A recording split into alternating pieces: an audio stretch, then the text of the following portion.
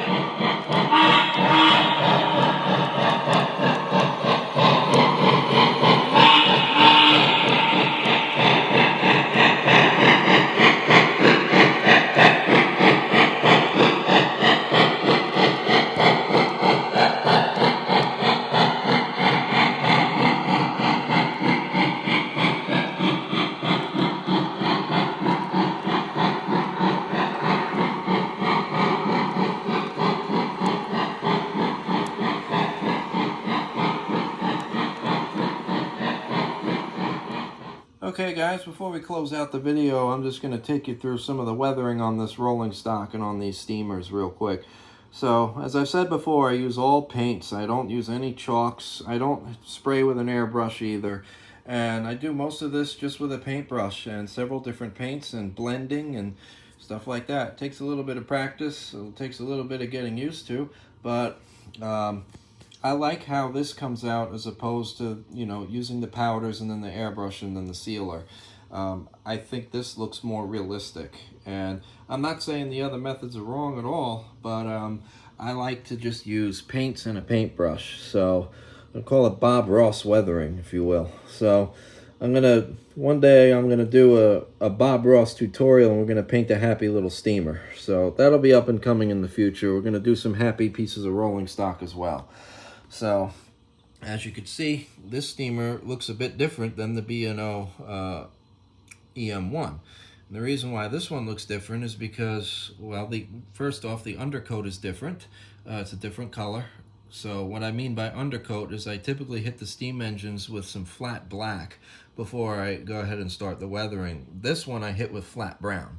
And then I went in with this limestone technique and then the rust accents. That's why this one looks different. And I think it looks cool because each steamer becomes an individual at that point, and they don't all look the same.